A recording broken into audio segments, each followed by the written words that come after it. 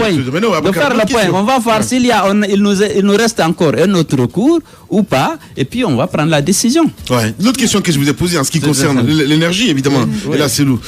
Bon, écoutez. Quel est le constat aujourd'hui? Le constat, d'abord, je vous l'avais dit ici la dernière fois, la mauvaise gouvernance est à l'origine de la crise que nous connaissons. Dans le secteur de l'énergie, tous les contrats, depuis que M. Alpha Condé est là, il n'y a pas eu un appel d'offres. Ce qui a permis de réaliser qu'à l'État au double de son prix. On a emprunté 400 millions de dollars auprès de l'Exim Bank. Et sur les 700 millions de dollars de Rio Tinto, on a pris pratiquement 150 millions de dollars pour ajouter à ça et réaliser le barrage. Il n'y a pas eu d'appel d'offres. L'importance de l'appel d'offres, il faut peut-être le rappeler parce qu'il y a beaucoup d'auditeurs qui nous écoutent actuellement, c'est que si vous demandez aux entreprises de soumissionner, de proposer des prix pour réaliser ou pour fournir quelque chose à l'État, chacun sait qu'il a des concurrents, il fixe le bon prix. Mais lorsque vous appelez un ami, vous dites, bon, je vais te donner ce marché. Vous savez que ça permet de favoriser l'enrichissement illicite, la corruption. Alors, je vais vous dire, le premier contrat, M. Alpha Condé était très pressé, c'est légitime, de régler le problème de courant à Conakry. Il venait d'avoir les 700 millions de dollars de Rio Tinto, il dit que c'est une priorité. Alors, le fils envoie une entreprise qui s'appelle Asperbras, une petite sarde, arrêtée aux îles Vierges britanniques, au capital de 100 000 dollars. On donne à cette société, sans appel d'offres, sans cahier de charges, un marché de 144 millions de dollars. Et contre l'engagement de mettre en place 100 mégawatts dans 180 jours. Et vous vous souviendrez à l'époque, M. Alpha Condé a dit dans 6 mois qu'il règle le problème de l'électricité à Conakry. C'est parce qu'il avait ce contrat en main. Mais on ne s'est pas préoccupé de savoir si cette société avait la capacité technique et la surface financière pour réaliser un tel projet. D'abord, 144 millions de dollars pour 100 mégawatts, c'est trop cher. On peut réaliser avec moins de 100 millions de dollars 100 mégawatts. Aujourd'hui, les marchés sont transparents. L'essentiel, c'est de pouvoir utiliser les transparences. On aurait pu faire un appel d'offres, dire le gouvernement guinéen dispose de ressources pour installer 100 mégawatts à Conakry. Voilà, il voulait un cahier de charge clair. Toutes les sociétés qui ont les capacités et les compétences auraient soumissionné. Et vous alliez avoir non seulement le meilleur prix, mais vous auriez respecté une loi de la République. Le Code des marchés oblige l'État, pour toute commande publique supérieure à 20 millions de francs, de faire un appel à la concurrence. Donc là, comme c'était présenté, l'entreprise a été recommandée. Le fils, rapidement, tout le monde s'attelle, le contrat est signé pour 180 jours. Les grandes gueules. Le 5 avril, on devait lancer la centrale. Le 5 avril, il n'y avait rien. On donne un délai, une prolongation jusqu'en septembre, 6 mois encore. Il n'y avait rien. Mais entre-temps, le président a promis de donner le courant à Conakry. Donc on fait venir Agreco, sans appel d'offres, marché de gré à gré. Agreco, on signe un contrat et on doit louer les groupes, on doit payer le carburant et on doit acheter l'énergie. Et Agreco s'installe, 30 millions de dollars, 75 millions de litres de carburant donnés par l'État, payés par l'État. Alors, lorsque vous prenez le montant, au-delà du fait qu'il n'y a pas eu d'appel d'offres, on ne peut pas se prononcer sur l'adéquation des prix par rapport à la prestation, mais ce coût-là est supporté parce que l'autre entreprise n'a pas pu livrer les centrales à bonne date. Et le président il fallait combler le déficit. On aurait dû faire encore un appel d'offres. Le gouvernement est dans telle situation, il a l'argent, il souhaite une société. On aurait eu des prix meilleurs. Ici, non seulement on paye ce qu'ils ont, on a loué les groupes à raison de 277 000 dollars par semaine, mais on paye le carburant, mais on achète aussi l'énergie. Donc le tout, finalement, a coûté aux contribuables guinéens 30 millions de dollars. Après, récemment, alors que Caleta était annoncé, en fin 2014, on a K Énergie. Notre société dit, bon, il y a un déficit de carburant, on va donner, gré à gré. K Énergie dit, bon, je vais mettre 50 mégawatts. Là aussi, le gouvernement s'engage à payer non seulement le carburant, les grandes gueules, à 0,35 dollars le kilowattheure livré. Et là aussi, on est en train de payer de l'argent, même alors qu'on a prévu pour 2 ans, en décembre 2014, alors que Caleta devrait être lancé en juin 2015, on a donné 2 ans à K Énergie. On est en train de payer. Alors, tout ça, le coût de la mauvaise décision au début, c'est-à-dire qu'on n'a pas cherché à s'assurer de la capacité de la société. Et en faisant en sorte que le prix soit raisonnable, parce que j'ai dit c'est 144 millions de dollars, oui. Alors qu'avec 80 millions de dollars, on aurait pu avoir, ou au maximum 100 millions de dollars, on aurait pu avoir les centrales. Parce que je rappelle que Tombo 3, qui était là, c'est 30 millions de kilowatts, ça avait coûté 30 millions de dollars. Ici, c'était 100 pour contre 144. Ceci dit, la population n'a pas eu l'énergie abondante. Le contribuable guinéen a continué à payer. Des prix exorbitants parce que non contrôlés par rapport à un appel à la concurrence. Et aujourd'hui, le courant est là. Je te dis que vous avez dit que Caleta a été réalisé au double du prix. Le gouvernement ne s'est pas préoccupé de savoir à quel prix il allait satisfaire cette demande. C'était urgente d'électricité. Et le comble est là, il y a aussi que la société mauritanienne AON... Attendez, j'en parle, je viens. Maintenant, attendez, j'en viens. C'est un scandale là. Oui, mais attendez, tout ça. Non, mais il n'y a que des scandales. Mais les Guinéens ne savent pas. C'est pourquoi il est important que les Guinéens savent pourquoi on souffre. Ce n'est pas Ebola, ce n'est pas un manque de ressources, c'est une mauvaise utilisation des ressources qu'on a eues. Alors, qu'est-ce qui se passe? Finalement, les groupes étaient fabriqués, mais les centrales n'étaient pas mises en place par Asperbras. Mais c'est la réalité qui compte aujourd'hui. Attends, c'est important, tu vas poser les questions. Mais si, on a le courant quand même aujourd'hui, quoi qu'on dise. Ah non, attendez, oui, voilà, je reviens. Où ça? Non, Lamine, écoute. Peut-être le gouvernement a le devoir de rendre disponible l'électricité.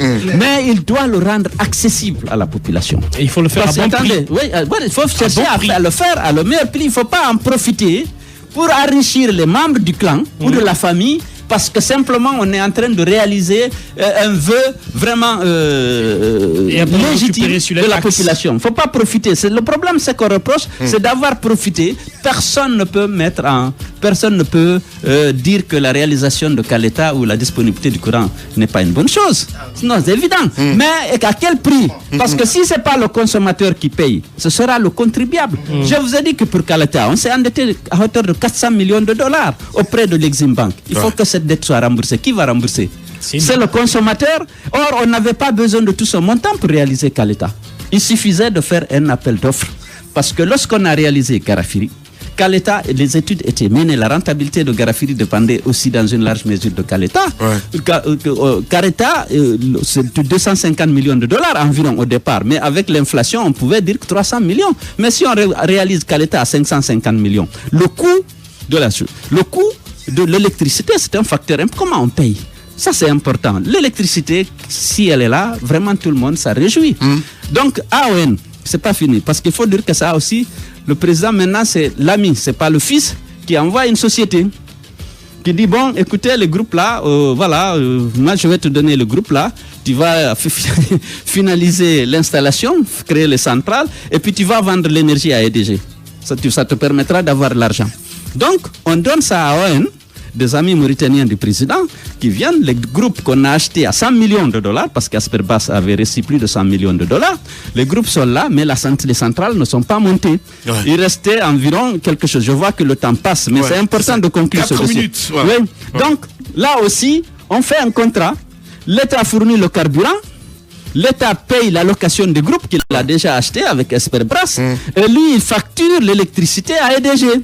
Mais en même moment, c'est qu'on a fait venir un professionnel pour gérer le secteur, Veolia. Mais là, l'EDG est DPC. Aujourd'hui, vous avez un côté les Mauritaniens à AON qui gèrent les groupes acquis par la Guinée, qui sont livrés par Asperbras. Mais Tombo 3, il y a un ami politique cette fois-ci qui est aussi opérateur. Les grandes gueules. Du président.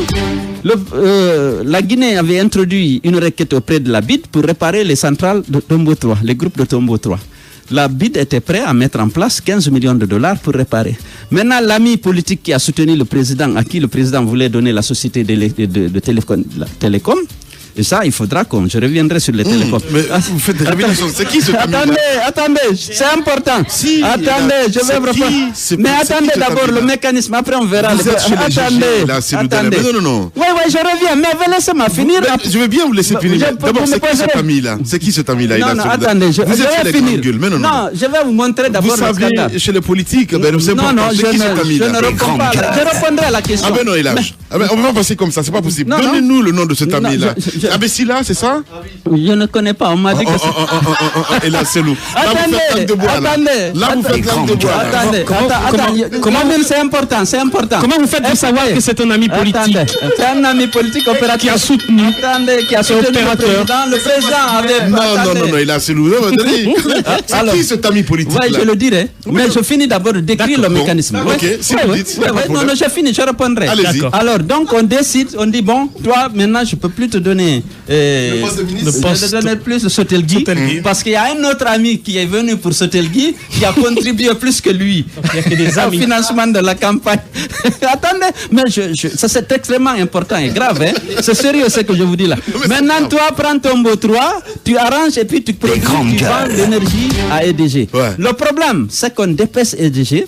Vous avez AOM avec les groupes, les trois groupes de Asperbias. Vous allez avoir l'ami politique, opérateur économique qui va avoir Tombo 3, qui dit qu'il va réparer ça à 40 millions de dollars et qu'il va produire l'électricité et vendre aussi à EDG. Mais vous avez fait venir un professionnel pour gérer la société. Mais vous dépecez la société. Vous coupez si vous donnez une partie à l'autre. Donc cette société Veolia, elle ne pourra pas contrôler les prix, sans compter que maintenant, dans le cadre de la réalisation de Soapiti, qui est un projet dont les travaux ont été lancés à tort, je vous l'avais dit ici, on veut donner à la société une partie de Caleta, la société Caleta qui va aussi produire et vendre à EDG, c'est-à-dire que toute la production va être dispersée entre plusieurs opérateurs et chacun, EDG, celui qui gère EDG ne fera qu'acheter à des prix déjà fixés sur la base de conventions déjà signées et vous allez lui dire d'optimiser les prix, de baisser les prix et de faire Veolia ne sait plus quoi faire parce que tout ça, ce n'est pas de normal là-bas. Si vous faites venir un opérationnel, un professionnel pour gérer votre secteur, donnez-lui la latitude de faire un audit de performance de la société, de vous soumettre un programme de modernisation de l'électricité, y compris vraiment peut-être une baisse des tarifs. Comment gérer et puis une planification sur le long terme, comment on va faire avec l'accroissement de besoins. Mais tout est déjà ficelé. Ouais. Et là, c'est D'Alain Diallo, notre invité ce matin. Politiciens idéalisés, propos analysés par des hommes et femmes sans langue de bois. Les politiques doivent nous rendre des comptes. C'est cela leur mission. En politique, vos amis sont vos ennemis. Écoutez les grandes gueules d'Adafo Média et ayez l'info juste. Les grandes gueules, tous les jours, 9h, 10h30, sur Radio Espace et tous les soirs en deuxième partie de soirée, sur Espace TV. Les grandes gueules. Tout sur les dessous de l'actu. Ici, l'actu rime avec liberté de ton sur Radio Espace. Beaucoup de réactions évidemment sur Internet. On va essayer de prendre tic au tac quelques questions des auditeurs. Vous allez passer le micro à Elage parce que c'est avec les citoyens là. On peut le dire comme ça, il n'y a pas de problème. Allez, des auditeurs qui réagissent en direct sur Twitter. Le temps pour moi, évidemment, d'ouvrir la bonne page parce que là, il y a eu beaucoup de réactions. Carrément. Allez, plus de 70 tweets. Allez, bien. Parce qu'on va je vais essayer de prendre les SMS parce que là ça ne marche pas. On va essayer de prendre quelques messages voilà de ce côté. Guirassi, laisse le président révéler, sinon même tu seras responsable de cette gabegie financière de la gestion de Coros. C'est Bella Cola qui nous envoie ce message. On reste là-dessus avec ce autre message de plutôt de notre ami l'ingénieur Condé. On aurait eu avant Alpha une très bonne justice aujourd'hui. Vous n'avez rien dit encore nous allons réaliser soit petit aussi. 3 000 milliards de dollars avaient été contactés ici 24 ans d'ici sans courant. Je comprends pas ce qu'il veut dire. Et là, notre ami, voilà, là Junior Condé. Cet autre auditeur, voilà, c'est même pas un auditeur, c'est un opposant, hein, carrément, c'est le directeur de com du bloc qui dit qu'il s'inscrit en faux à une affirmation qui dit que les tarifs des appels téléphoniques en Guinée sont les plus bas dans la sous-région. Dans un tel schéma, la comparaison en valeur absolue des prix est fausse. Donc voilà, c'est Bella Ali Ouba, pardon, qui réagit en direct ce matin. Voilà, l'Occident serait prêt à soutenir Sidia à la succession de Alpha voilà, qu'en pense-t-il? C'est un auditeur qui pose la question. Oui, mais je pense que c'est au peuple de Guinée de choisir son président. L'Occident, c'est d'accompagner pour soutenir le processus pour que les règles, les règles démocratiques soient respectées. Bien. Cette autre auditeur aussi, hein, qui pose cette question. Comment réagit Selou face au problème immobilier dans lequel il est cité au Sénégal? Il y aurait envoyé en mission Ousmane Gawal qui n'a pas réussi à gérer cela. Il n'y a jamais, ce problème n'a pas existé. Voilà. Très honnêtement, il ne vient que de l'imaginaire de ceux qui ont inventé ça. Voilà. J'ai jamais eu ce problème. Les personnages de Bachir, de Dalin qui est mort à chose n'existent pas. Il n'y a pas ce Bachir à Dalin. C'est mon village, je connais. Les Aladji Koulabiou qui serait au marché de Dakar n'existent pas. Ouais. Il n'y a jamais eu de problème. Je n'ai jamais eu de problème avec l'immobilier à Dakar. J'étais surpris de lire ça. Et toutes ces inventions ne viennent que de l'imaginaire de mes détracteurs. Voilà. Allez, on va tester. Les grandes gueules. La minute, oui ou non. Un feu roulant de questions avec une seule réponse possible. Oui ou non. Langue de bois, s'abstenir. Langue de bois, s'abstenir. Ahmed, comment on va essayer de déroger un petit peu à la règle ce matin, évidemment. Et là, c'est le Dalin avec nous dans ce studio. Quelques personnes, parce qu'on fait de la télévision en même temps, sinon j'allais poser les photos et il allait me dire un petit peu ce qu'il pense de ces personnes-là. Si je vous dis, Elhadj Mamadou, comment il s'appelle le nouveau leader politique? Thierno Mamadou. Voilà. Qu'est-ce que ça vous dit? Je l'ai connu comme journaliste, c'est un ami, je le vois souvent, on échange. Bon, je pense que c'est bon. Ces chances en politique pour vous? Il a des chances? Quelles sont ces chances en politique pour vous? Non, je n'ai pas évalué les chances d'un leader, je ne sais pas le faire. Chacun a sa chance, chacun a sa stratégie. Oui ou non, c'est votre... Pas oui ou non d'abord. D'abord des photos que nous exposons à la télévision, c'est important. Sidia Touré à la télé. Qu'est-ce que ça vous inspire aujourd'hui, Sidia Touré? On voit la photo à la télévision aujourd'hui. Pardon? J'ai pas compris. Qu'est-ce que Sidia, monsieur le président? Qu'est-ce que Sidia vous dit aujourd'hui? Ouais. Qu'est-ce qui vous inspire quand vous entendez son nom? Voilà, on voit la photo de Sidia Touré à l'écran. Un Mandela, un caméléon, c'est quoi exactement pour vous?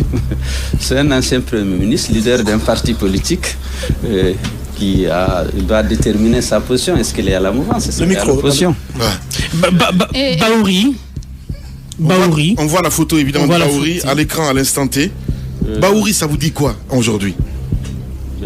Écoutez, je ne ferai pas de commentaires là-dessus. Alors Kouyaté, Lansana Kouyaté, on voit la photo de Lansana Kouyaté à l'écran. Ça vous dit quoi, Lansana Kouyaté? Lansana Kouyaté, bon, c'est un ancien Premier ministre aussi, un leader politique, qui se bat selon ses propres intérêts ou selon ses propres convictions. Mamadi Youla, on le voit à la télé en ce moment.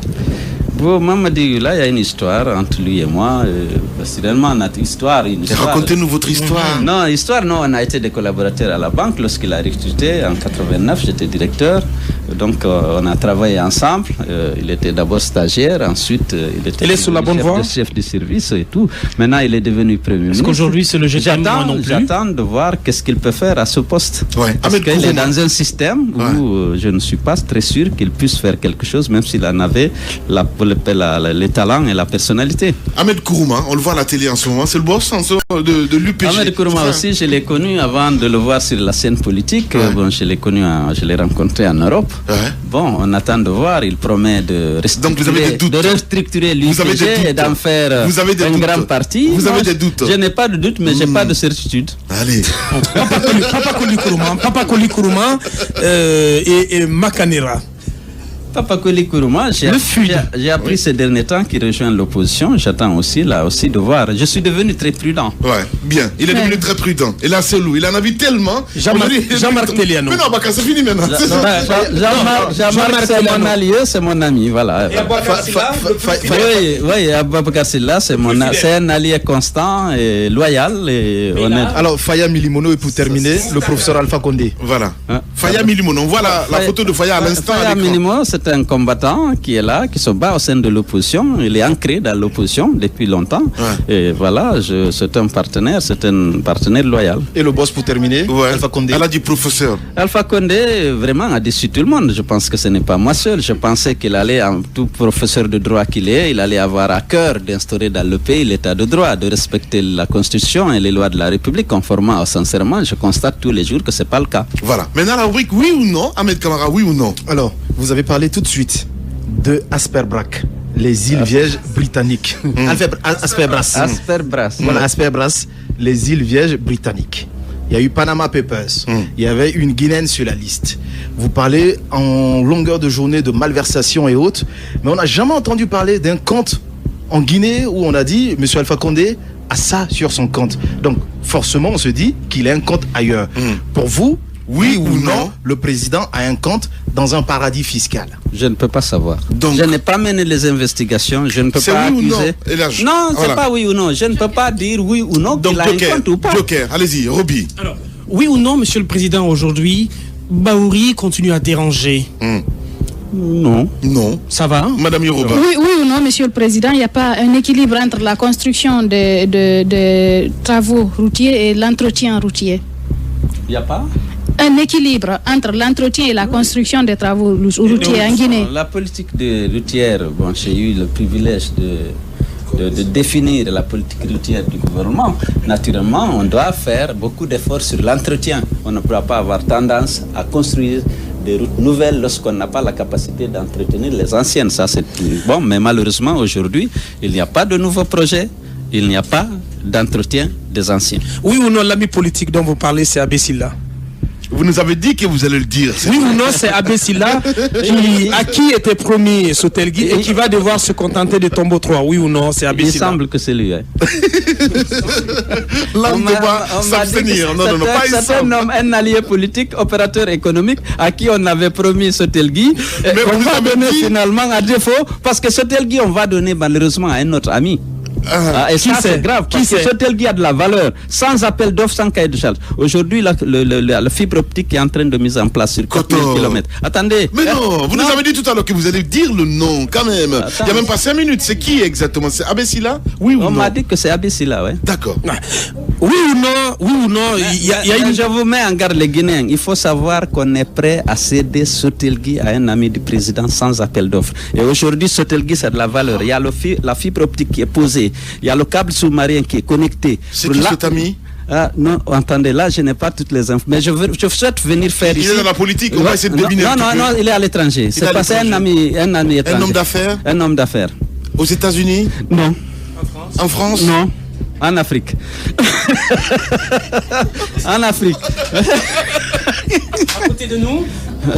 Écoutez, ça suffit. Il faut que les Guinéens se préparent à ça. Parce que c'est extrêmement grave. On doit faire un appel d'offres si on doit vendre la Sotelgui. Pour avoir le meilleur prix et les meilleures prestations. D'accord, on doit faire un appel d'offres. Mais on a terminé. Alors, Monsieur le Président, quelle est votre perception par rapport à ceux qui disent que l'avenir appartient désormais à ceux qui savent tisser les relations et à ceux qui ont un carnet d'adresses et non à ceux qui se réveillent tôt? Je ne sais pas d'abord dans quelle catégorie vous me rangez. Moi, je me suis réveillé peut-être tard, mais en tout cas, j'essaie d'avoir la confiance de la population. Et je sens que je l'ai. Je cherche à la consolider, à élargir l'influence de l'UFDG dans toute la Guinée et me préparer pour la prochaine échéance. Merci beaucoup, Monsieur le Président, d'être passé chez les GG. Merci, Lamine. C'était